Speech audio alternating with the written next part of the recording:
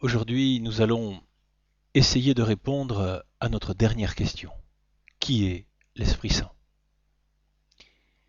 Il nous a fallu 2 semaines pour tenter de répondre à la question qui est Jésus-Christ? Eh bien, il nous en faudra 3 de plus pour survoler la question qui est l'Esprit Saint? Et quand j'ai enregistré ce premier enseignement de cette question, je me suis retrouvé à la fin avec un fichier de plus de 700 mégas qui durait plus d'1h10, alors qu'au fur et à mesure que j'enregistrais, prenant conscience du temps qui passait, j'avais essayé de faire bref. Du coup, comme je ne me vois pas réduire ce qui est déjà, le strict minimum indispensable, je le refais cet enseignement en 2 fois, donc en 2 jours au lieu d'un seul comme d'habitude. Surprise, surprise pour tous, moi compris. Acceptons-la, cette surprise, comme un cadeau du Seigneur. Commençons alors par cette petite histoire vraie pour introduire cette nouvelle semaine. 2 grands séminaristes, ayant vécu une effusion de l'Esprit Saint, reviennent enthousiasmés de Paray-le-Monial.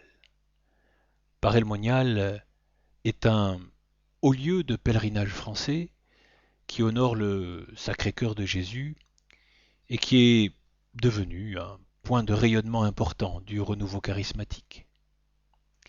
Voilà donc nos 2 gaillards qui reviennent dans leur séminaire et qui, tout feu tout flamme, rencontrent le recteur. Il lui propose illico de prier sur lui en lui imposant les mains pour que lui aussi fasse cette expérience renouvelante de l'effusion de l'esprit. Et ce dernier, gêné de répondre bien doctement, l'esprit, je l'ai reçu à mon baptême, puis au sacrement de confirmation, et encore d'une façon toute spéciale au moment de mon ordination sacerdotale. Je n'en ai pas besoin de plus. À leur tour gênés, nos 2 grands séminaristes répondent: Ah bon, si vous n'en avez pas besoin de plus, alors on pourrait prier pour que cela se voie davantage. Cette petite histoire, pour sourire, est là pour nous servir d'introduction à cette 4e et dernière question: qui est l'Esprit Saint? Pour commencer de répondre, rappelons-nous que nous avons déjà vu que Dieu est amour, qu'il est un et trois, c'est-à-dire unique en 3 personnes: le Père, le Fils et l'Esprit Saint. C'est ce qu'on appelle la Trinité, la Sainte Trinité, le mystère de la Sainte Trinité, un et trois en même temps. Mystère que, personnellement, à défaut de comprendre, j'accepte assez bien. Il y a un seul Dieu qui est amour, en 3 personnes. Car, expliquons-nous, car l'amour, le vrai, ne peut être total, vrai, absolu, que s'il se partage, sinon c'est l'amour égoïste, et c'est contradictoire. Imagine-toi, Dieu en une seule personne qui serait amour. Il se dirait à lui-même: je m'aime, je m'aime. C'est sûr, une telle déclaration, ça fait tâche, il y a problème. Donc si Dieu est unique, Dieu ne peut être seul en lui-même. Mais maintenant, s'il n'y a que 2 personnes dans la divinité, c'est-à-dire Dieu, ils se diraient l'un à l'autre: je t'aime. Ah, c'est vrai que c'est mieux, mais c'est pas encore top, car ce je de je t'aime est peut-être vicié et peut-être vicieux. Je m'explique. Il peut être vicié quand ce je t'aime veut dire c'est moi qui t'aime. Sous-entendu en simplifiant, t'as de la chance que moi je t'aime. Ou alors, c'est grâce à moi que nous nous aimons. C'est un peu vicié, non? Mais ça peut être vicieux plus encore quand ce je t'aime prend le sens de je m'aime à travers toi. C'est finalement moi que j'aime à travers toi. Je ne veux pas développer davantage, je ne suis pas là pour faire un cours de psycho, Mais cela vaudrait éventuellement pour toi le coup de réfléchir un peu à la signification véritable et profonde de ces trois mots. Je t'aime. Trois mots que tu as peut-être déjà affirmés ou murmurés à quelqu'un. Car le véritable amour, il est réciproque. Il est réciproque car c'est dire nous nous aimons. Nous nous aimons car nous le constatons, non pas seulement en chacun de nous et en l'autre, parce que notre amour réciproque fait jaillir une troisième personne. Notre amour réciproque fait jaillir une troisième personne. L'amour ne peut être stérile. Si je t'aime en vérité, si tu m'aimes en vérité, de notre amour mutuel va jaillir quelque chose, va naître quelqu'un. Voilà un peu comment j'imagine la Trinité. Je dis bien que c'est moi, dans une représentation personnelle dite avec mes mots. Voilà ce que je vois, ce que je comprends. Le Père est amour. Il donne tout. Mais alors, tout son amour au Fils. Il se donne entièrement. Il ne garde rien pour lui. En face, le Fils reçoit tout du Père. Comme il n'est qu'amour, il redonne tout au Père. Il ne garde rien pour lui. Alors j'imagine, c'est simpliste, mais cela me satisfait à moi, et chacun peut se trouver une aide à un début de compréhension de la Trinité. Alors moi, j'imagine que l'amour du Père est comme un fleuve qui serait retenu par un immense barrage et qui se lâcherait brusquement vers le Fils. J'imagine une masse incroyable, non pas d'eau, mais d'amour, qui déboule, qui dévale, qui court vers le Fils. En face, le Fils. Pareil, même image, une autre masse d'amour tout aussi immense qui court, qui fonce avec puissance vers le Père. Et je vois ces deux amours qui se précipitent l'un vers l'autre, comme deux masses d'eau qui rouleraient, débouleraient l'une vers l'autre. Que se passe-t-il quand il y a rencontre? Il y a un jaillissement immense. Ce jaillissement, c'est le fruit de l'amour du Père qui rencontre l'amour du Fils. Ce jaillissement d'amour, c'est l'Esprit Saint. On dit dans l'Église catholique que l'Esprit Saint procède du Père et du Fils. Et je peux maintenant simplifier cette image que j'ai de la Trinité. Pour comprendre un peu le mystère de la Sainte Trinité, il suffit d'accepter, de comprendre qu'il y a un échange d'amour permanent entre chacun. Un échange d'amour permanent entre chacun, Père, Fils et Saint-Esprit. Une circulation totale de l'amour qui les constitue, qui les fait un. Circulation totale de l'amour sans aucune retenue. Tout ce qui est reçu est redonné, sans retenue. Bon, n'étant pas théologien, je ne suis qu'un simple laïc baptisé, confirmé, marié. J'arrêterai là ces quelques mots qui présentent et introduisent notre enseignement, qu'est-ce qu'il faut dire, entretien, partage d'aujourd'hui. Notre question du jour est donc qui est l'Esprit Saint? Encore une fois, d'emblée, je professe mon ignorance dans la science de l'Esprit Saint, ce qu'on appelle dans les milieux spécialisés la pneumatologie. Pneumatologie. Pneuma en grec, ça veut dire air, gaz, d'où en médecine la pneumonie, une maladie infectieuse des poumons, ou plus concret, le pneumatique pour parler des pneus des voitures.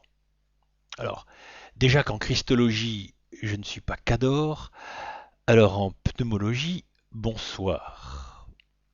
Alors, au lieu d'essayer de caractériser l'Esprit Saint dans des, comment dire, dans des considérations intellectuelles, ce qui dans ce style de cheminement n'apporte pas grand-chose, au moins au début, je préfère parler et décrire l'essentiel de l'action de l'Esprit Saint.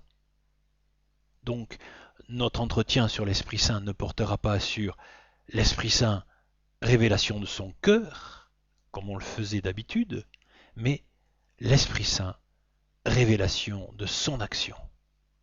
L'Esprit Saint, révélation de son action. Ce qu'il fait, et ou ce qu'il veut faire, le caractérise de façon pratique, et donc avec beaucoup de fécondité pour nous. D'ailleurs, regardons les apôtres. Du vendredi de la mort de Jésus au dimanche soir, ils sont claquemurés au cénacle, saisis par la crainte, la trouille de subir le même sort que Jésus.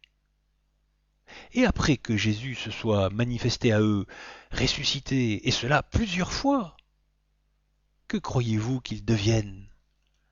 Croyez-vous qu'ils vont sur les routes et les chemins, sur les places publiques pour témoigner et annoncer la bonne nouvelle? Non, non.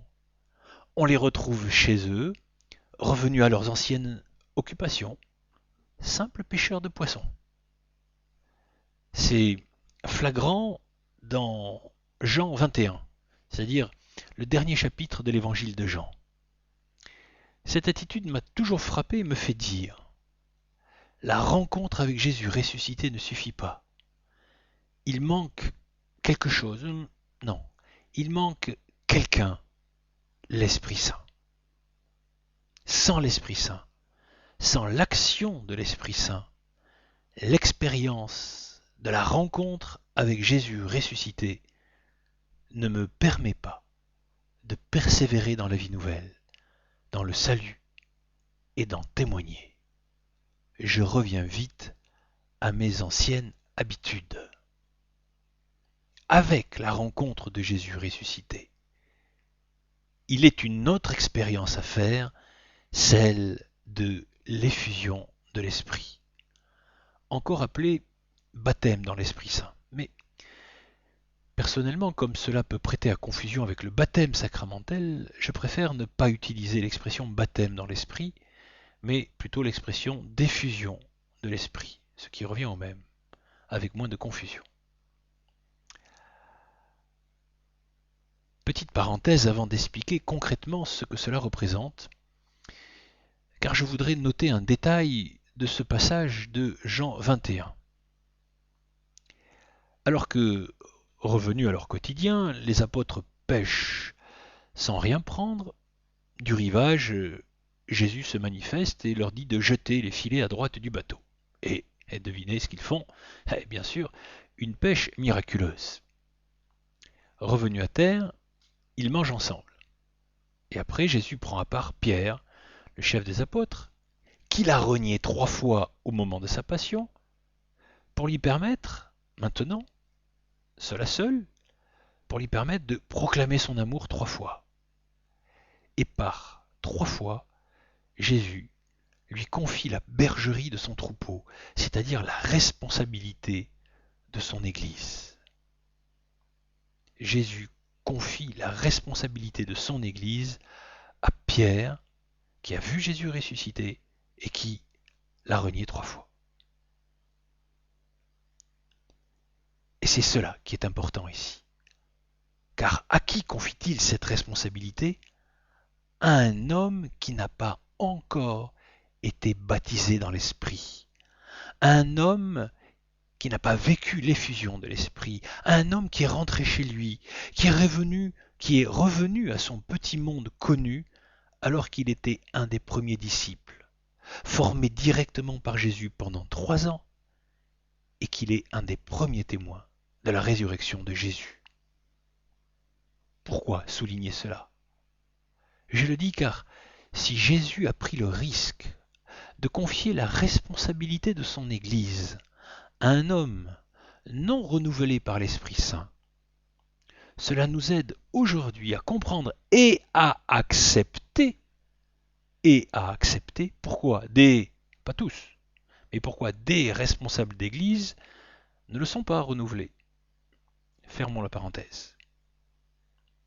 Mais qu'est-il donc arrivé après cet épisode pour que les apôtres dépassent leur peur et sortent annoncer haut et clair, sur les places publiques, la mort et la résurrection de Jésus qui manifestent l'amour du Père. Que s'est-il passé? Un événement capital, la Pentecôte, le don de l'Esprit Saint à l'Église. Alors, regardons en détail. Jésus est ressuscité le jour de la Pâque. Pendant 40 jours, il multiplie les preuves et signes de sa résurrection auprès de ses disciples. D'ailleurs, en Acte 1, verset 3, on peut lire « C'est à eux qu'avec de nombreuses preuves, il s'était présenté vivant après sa passion. Pendant 40 jours, il leur était apparu et les avait entretenus du royaume de Dieu. » Au dernier jour, le jeudi de l'Ascension, avant d'être enlevé au ciel pour retourner à son Père et permettre la venue de l'Esprit Saint, il fait une promesse. On la trouve en Acte 1.4 et Acte 1.8a. A, ça veut dire début du verset 8. Mais vous, vous allez recevoir une force, celle de l'Esprit Saint, qui descendra sur vous. Mais vous, vous allez recevoir une force, celle de l'Esprit Saint, qui descendra sur vous. Et alors qu'il est en train de faire cette promesse, les disciples manifestent qu'ils n'ont rien compris à la résurrection de Jésus et à cette promesse. On les voit demander à Jésus benoîtement « Est-ce maintenant que tu vas restaurer la royauté en Israël ? C'est-à-dire, est-ce maintenant que tu vas chasser ces Romains qui nous occupent et nous établir comme tes ministres ?» Quand je vous dis qu'il ne faut pas s'étonner d'avoir des chrétiens, voire des responsables qui, aujourd'hui, ne comprennent pas plus à la vie nouvelle que les apôtres d'alors, hein? Mais Jésus nous aime tellement qu'il fait des choses incompréhensibles à notre petite et pauvre logique d'amour. Mais revenons à nos apôtres. Pourquoi cette promesse? Parce que cette promesse a un objectif. Acte 1, 8b. Vous serez alors mes témoins jusqu'aux extrémités de la terre. Vous serez alors mes témoins jusqu'aux extrémités de la terre. L'Esprit Saint est celui qui me donne la force, le désir de témoigner. Par nous-mêmes, nous ne le pouvons pas vraiment. Combien de fois ai-je entendu? La foi, c'est du domaine privé. Autrement dit, je la garde bien au chaud en moi et surtout, j'en parle pas. Ni même j'en fais allusion. Ce ne serait ni socialement, ni politiquement, ni ecclésialement correct chez beaucoup. Pas de peau, pas de peau. Ce n'est pas l'attente de Dieu. Si Jésus nous donne le salut, l'Esprit Saint nous donne la force d'en témoigner, c'est-à-dire de le manifester concrètement à ceux qui nous entourent. Et je dis bien que témoigner, c'est manifester concrètement l'amour de Dieu. Témoigner, c'est rendre visible, concret l'amour de Dieu à mon prochain. Et le prochain, c'est ceux qui me sont proches, c'est-à-dire ceux qui sont autour de moi. Témoigner, ce n'est pas que parler de Dieu. Cela va bien plus loin. Nous aurons l'occasion d'approfondir cet aspect de la foi et du témoignage en vérité un peu plus tard. Donc, Jésus, juste avant son retour au Père, fait une promesse. D'ailleurs, cette promesse, on la trouve aussi en Jean 14, 18. Je ne vous laisserai pas orphelins. Et cette promesse, c'est celle de la venue du Saint-Esprit qui permettra de devenir témoin de sa mort et résurrection, signe de l'amour de Dieu. Alors, comment les apôtres se sont-ils préparés, après l'ascension du Christ, à la réalisation de cette promesse, à la venue, au don du Saint-Esprit? C'est d'autant plus intéressant que cela va nous donner des indications de choix pour nous-mêmes et pour notre propre effusion. Les actes des apôtres nous le disent en Acte 1,14. Tous, d'un même cœur, étaient assidus à la prière avec Marie, mère de Jésus. Tous d'un même cœur était assidu à la prière avec Marie, mère de Jésus. 3 conditions donc. Être unanime, un seul cœur. Deuxième condition, ils étaient assidus. Troisième condition, ils étaient avec Marie, mère de Jésus. Être unanime. Être unanime, c'est la première condition à une préparation féconde. Oui, féconde, le mot est juste. C'est la première condition à une préparation féconde à l'effusion de l'Esprit à la Pentecôte. L'expérience, et le bon sens d'ailleurs, atteste que si chacun tire à soi la couverture du salut, si chacun utilise Jésus-Christ pour la satisfaction de ses intérêts, cela s'oppose directement à l'Esprit Saint et à son action. On a déjà vu l'importance de l'unité, j'en reparle tout à l'heure. La deuxième condition, celle d'être assidu. Les inconstants virevolteurs, les touche-à-tout papillonneurs qui disent savoir, sans prendre le temps de connaître, ne se positionnent pas optimalement à l'effusion de l'Esprit Saint. La vie dans l'Esprit Saint demande une durée dans l'engagement, appelle à l'approfondissement de la vie intérieure, à son épaississement. Il y a des légèretés incompatibles, il y a des inconsistances qui stérilisent l'action de l'Esprit Saint. Il suffit de regarder la parabole des 10 vierges. Être assidu, oui. Voilà pourquoi Jésus dit « Le royaume des cieux appartient aux violents ». On trouve ça en Matthieu 11,12. Le royaume des cieux appartient aux violents. Au sens de à ceux qui se font violence à eux-mêmes, par l'assiduité, la persévérance, la constance dans l'approfondissement des choses spirituelles. Autant de vertus qui appellent efficacement l'Esprit Saint. On comprend mieux maintenant pourquoi l'accès aux différentes semaines du site est contrôlé. Pour éviter les touche-à-tout papillonneurs, les inconstants virevolteurs. La troisième condition, c'est être avec Marie, mère de Jésus. Cela va choquer nos frères protestants qui veulent arrêter le rôle de Marie à celui de mère porteuse. Mais pas moi, qui ai rencontré Jésus-Christ lors d'un pèlerinage marial. Je voulais voir Marie, et elle m'a fait rencontrer son fils. La place de Marie est vraiment importante, tellement que je lui consacre une bonne part du dernier enseignement sur l'action du Saint-Esprit. Normal, elle, Marie, elle est son épouse mystique. Celui qui tient la main de la mère fait l'expérience que son fils n'est pas loin. Mais si, voilà encore une expérience à faire, paisiblement. On y reviendra, car la présence de Marie appelle l'Esprit Saint comme un paratonnerre attire la foudre au feu du ciel. N'hésitons pas à la prendre chez nous, dans notre cœur. Voilà pourquoi nous conclurons maintenant chaque intervention par un « Réjouis-toi Marie ». Alors maintenant que les 3 conditions sont réunies, regardons ce qui s'est passé chez les apôtres il y a 2000 ans.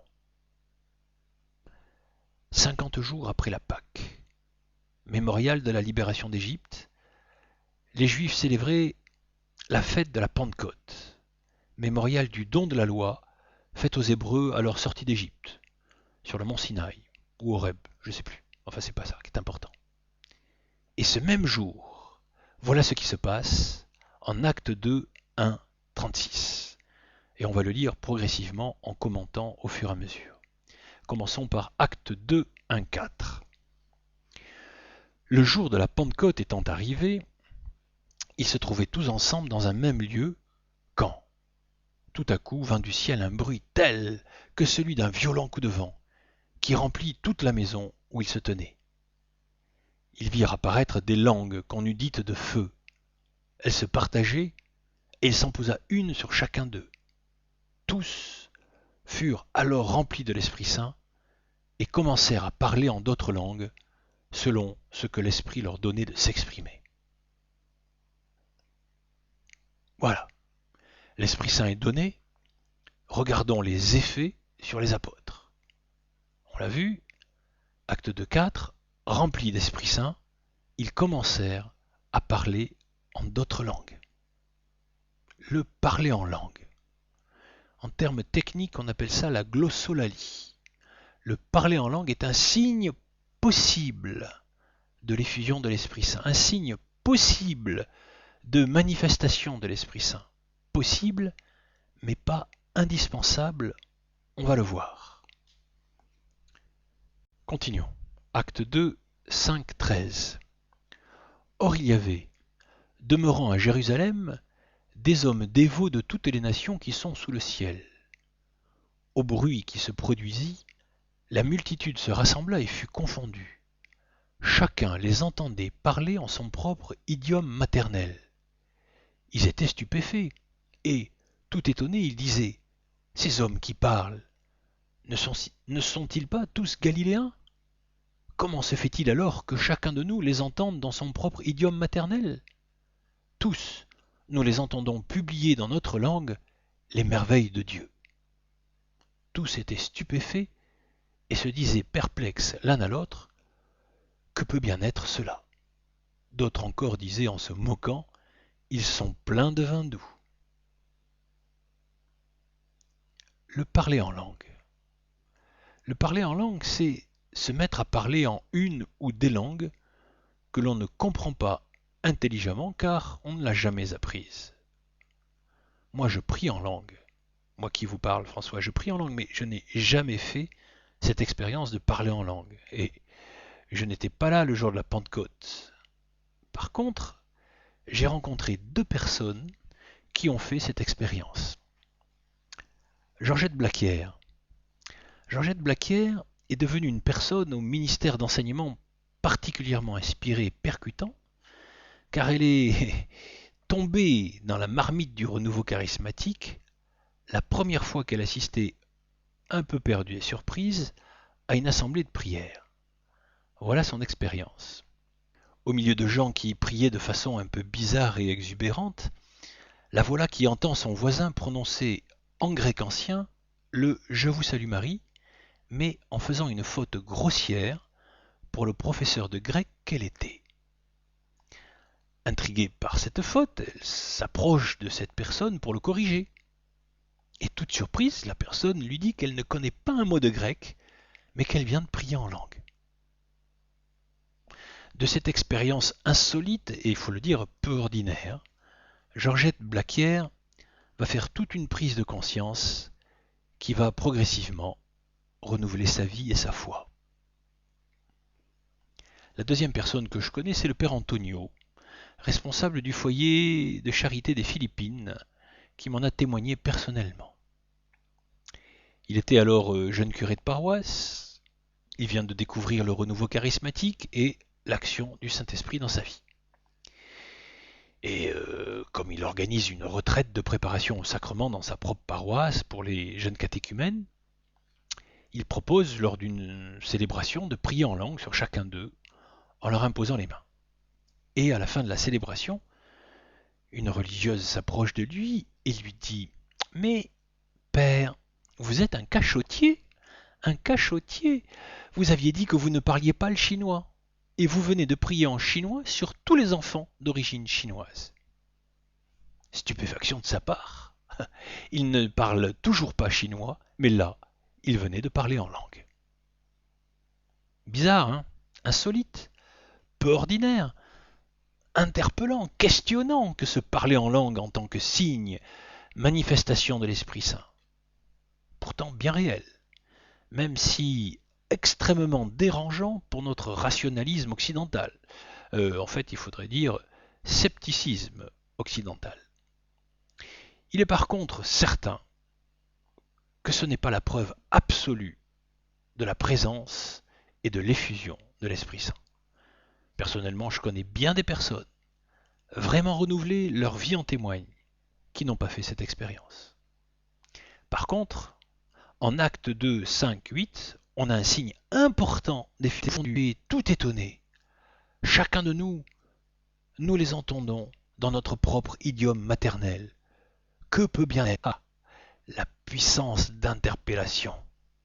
La puissance d'interpellation, la façon de parler, d'agir, la façon de se comporter interpelle les passants. Cette nouvelle manière d'être et de faire les fait s'arrêter et écouter. Que se passe-t-il donc? Là, on a un signe de l'action de l'Esprit Saint. Une personne qui vit dans l'Esprit provoque le questionnement de ceux qui l'entourent.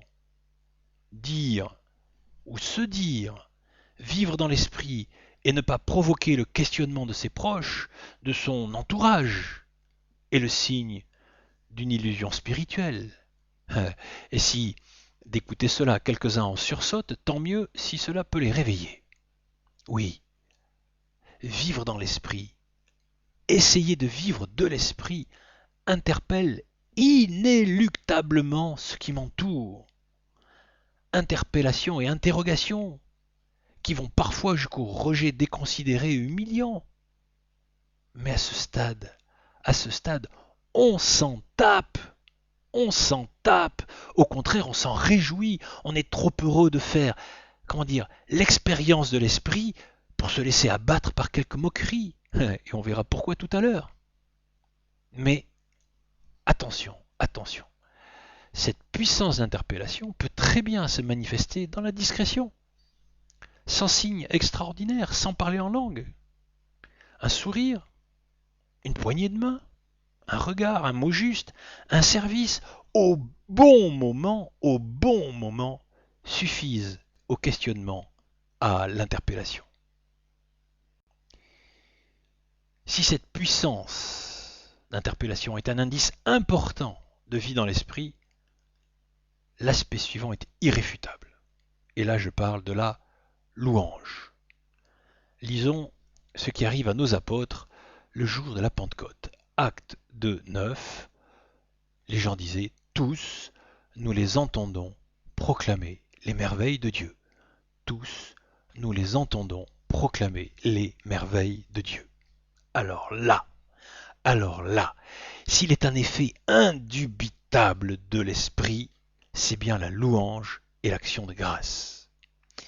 Nous allons nous attarder un peu sur cet aspect qui sera la conclusion de cette première partie de l'enseignement de la semaine. La louange et l'action de grâce.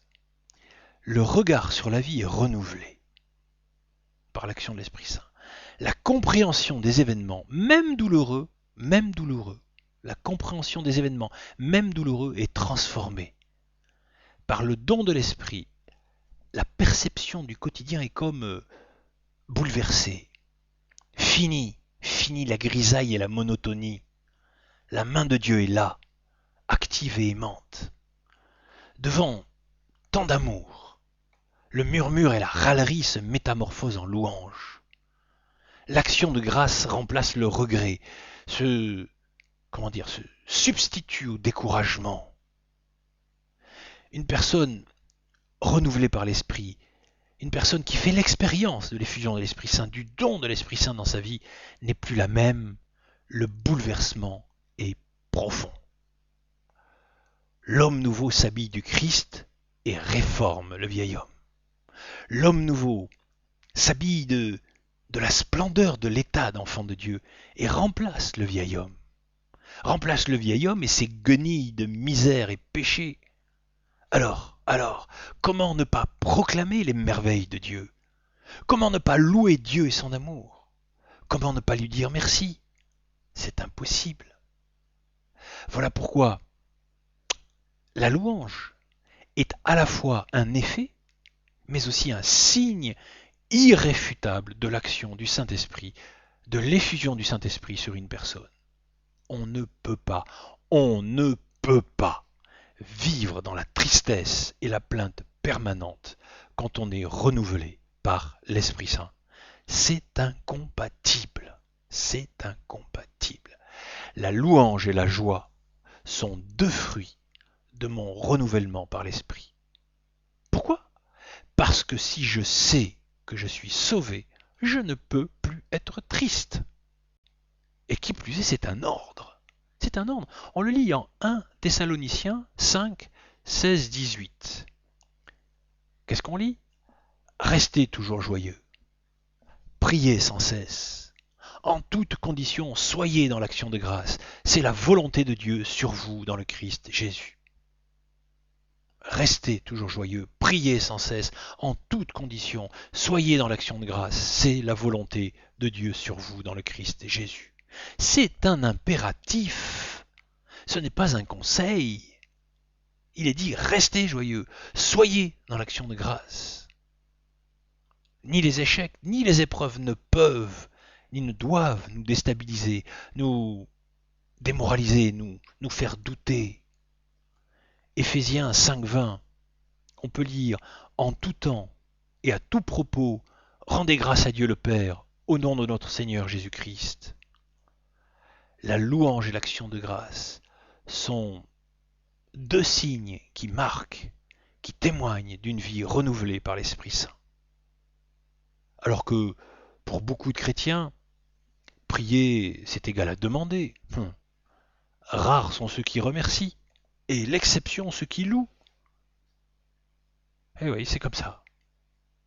Louer, on ne connaît pas. Remercier, pratiquement jamais. Par contre, qu'est-ce qu'on s'est demandé? Eh bien, la louange est une prière qui décentre de soi-même, mais qui centre sur Dieu. Se décentrer de soi pour se centrer sur Dieu par la louange. Alors je sors de mes problèmes, je sors de ma misère, de ma solitude, de mes soucis. Pourquoi? Parce que je fais confiance en Dieu qui lui sait ce que cachent les épreuves. Je peux faire confiance à Dieu qui lui sait ce que cachent les épreuves. Prenons l'exemple de Jésus, son Père. Oui, son Père, et cela pourrait sembler ignoble sans l'expérience de foi en l'amour de Dieu. Eh bien, son Père, donc, a permis qu'il souffre pour nous, qu'il meure ignominieusement pour nous, sur une croix. Pourquoi? Pourquoi il a permis cela? Pour le ressusciter, et pour pouvoir nous faire ressusciter avec lui, pour vaincre la mort. Et pour cela, il lui fallait mourir, souffrir et mourir. D'ailleurs, dans la prière du Notre Père, nous disons que ta volonté soit faite sur la terre comme au ciel. Et mais comme je sais en vérité, par la foi, que Dieu est amour, qu'il a tout dans sa main, mais vraiment tout, je peux lui dire que ta volonté soit faite. Mais dans l'adversité, dans l'épreuve, dans l'humiliation, la maladie, est-ce que je peux lui dire cela? Mais oui, bien sûr. N'oublions pas, en toute chose, rendez grâce à Dieu. Pas uniquement quand les choses de la vie vont bien, quand tout baigne, mais aussi quand cela va mal. C'est lui dire, c'est dire, Seigneur, j'y comprends rien, mais je veux croire que ce que je vis en ce moment de douloureux, c'est pour mon bien. Je sais que cela est ta volonté. Merci Seigneur. J'y comprends rien. Je veux croire que c'est pour mon bien. Je sais que cela est ta volonté. Merci Seigneur. Et on s'aperçoit immédiatement que louer, rendre grâce, surtout quand ça va mal, est un acte de foi. Louer, c'est croire activement. Louer, c'est croire activement. Tu vois donc que la foi, l'expérience de foi, par ce test de la louange, ce n'est pas un gentil sentiment, ce n'est pas croire vaguement en quelque chose ou croire à la seule existence de Dieu. Cette foi-là ne résiste pas à l'épreuve. Non, croire, c'est vouloir croire. J'ai à participer, à entrer par la foi dans la louange et à y rester, même dans l'adversité, par la foi. Et que se passe-t-il si je persévère dans une attitude de louange et donc une attitude de foi? Que se passe-t-il quand tout va mal? bien écoute bien, il y a deux possibilités. Actes 16, 25, 28 et Philippiens chapitre 4, versets 4, 6 et 7 nous donnent des réponses. Nous allons lire ces deux passages et nous allons les commenter ensuite. Acte 16, 25, 28. Quand Paul et Silas c'est un compagnon de Paul l'apôtre, quand Paul et Silas furent bien roués de coups, ils viennent d'évangéliser, et voilà, ils payent cash. Quand Paul et Silas furent bien roués de coups, ils furent jetés en prison avec la recommandation au geôlier de les garder avec soin. Ayant reçu pareille consigne, celui-ci les jeta dans le cachot intérieur et leur fixa les pieds dans des fers. Et voilà ce qui se passe. Vers minuit, Paul et Silas, en prière, chantaient les louanges de Dieu. Les prisonniers écoutaient. Tout à coup, il se produisit un si violent tremblement de terre que les fondements de la prison en furent ébranlés. À l'instant, toutes les portes s'ouvrirent et les liens de tous les prisonniers se détachèrent. Tiré de son sommeil et voyant ouvertes les portes de la prison, le geôlier sortit son glaive, il allait se tuer à l'idée que les prisonniers s'étaient évadés.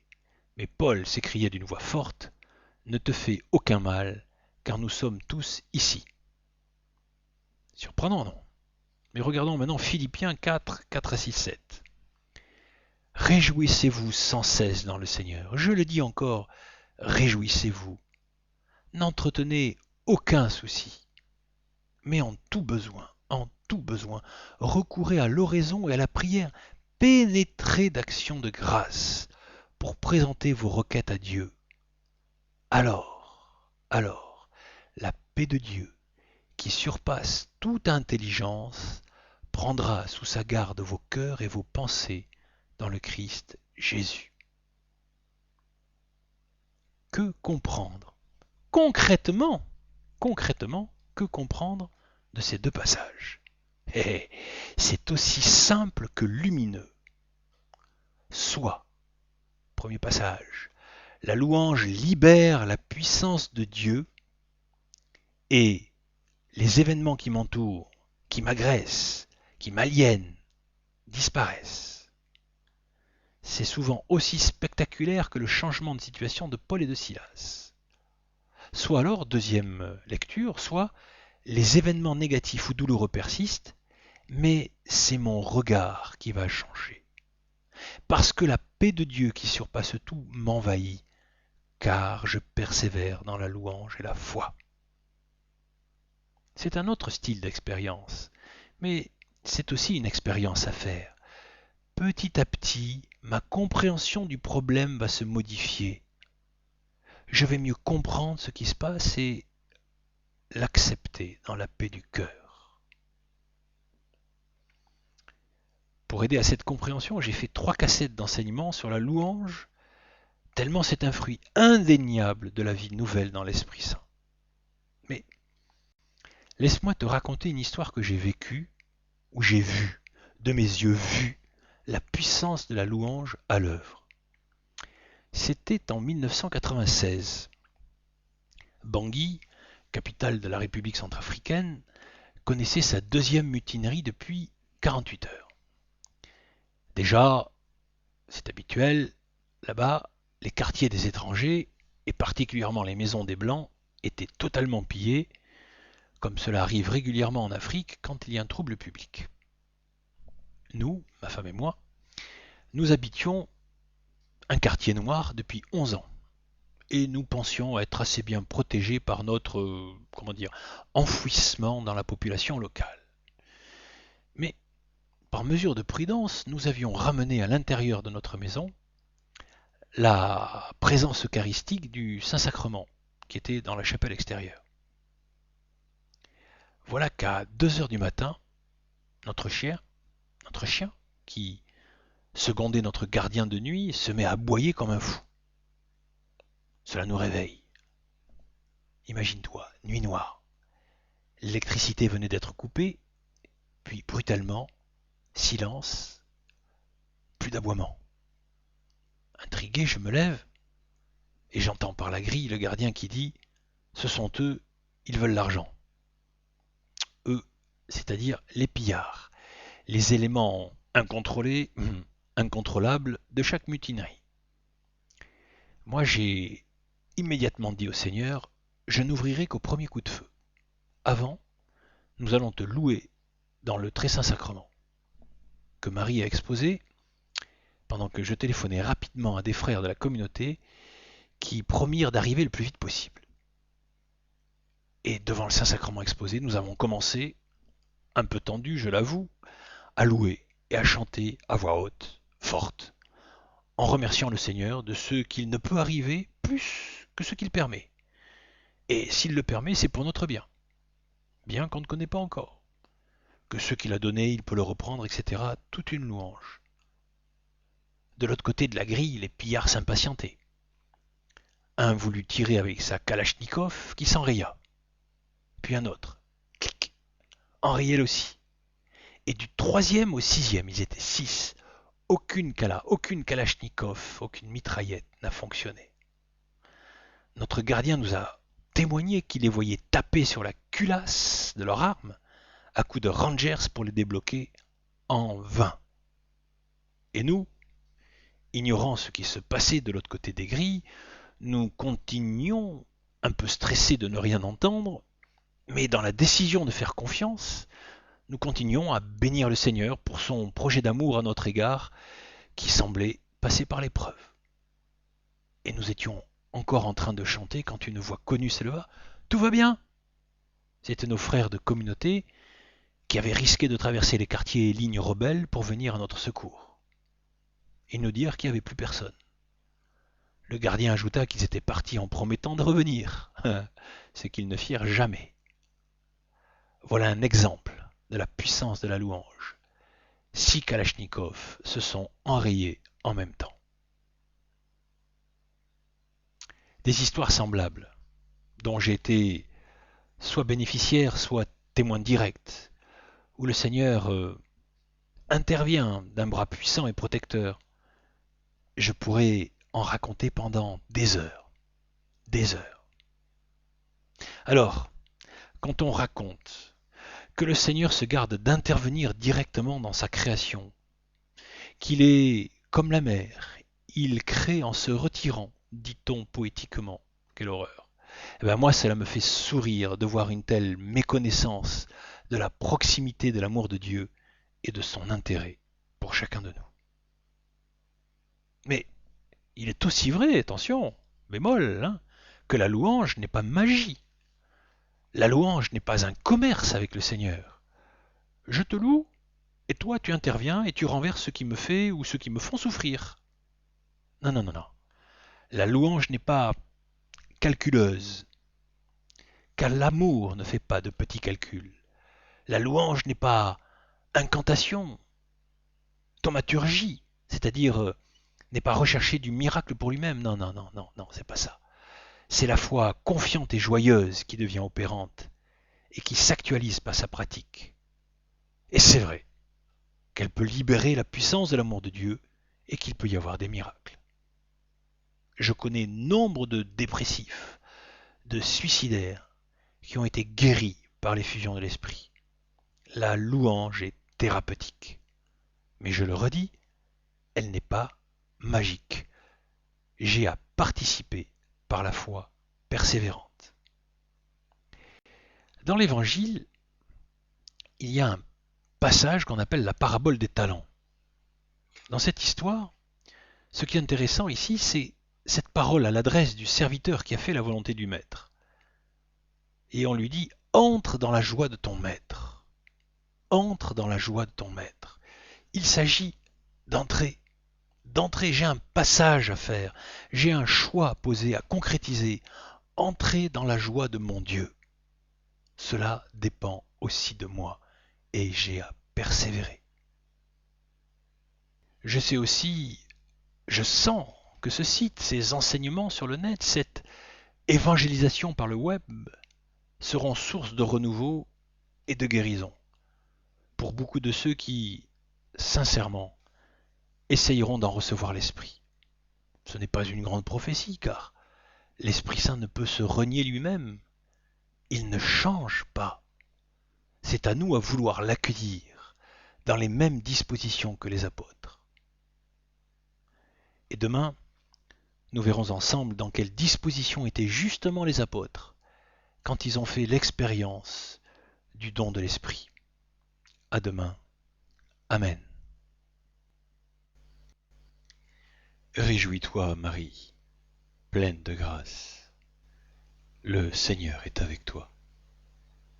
Tu es bénie entre toutes les femmes, et Jésus, le fruit de ton sein, est béni.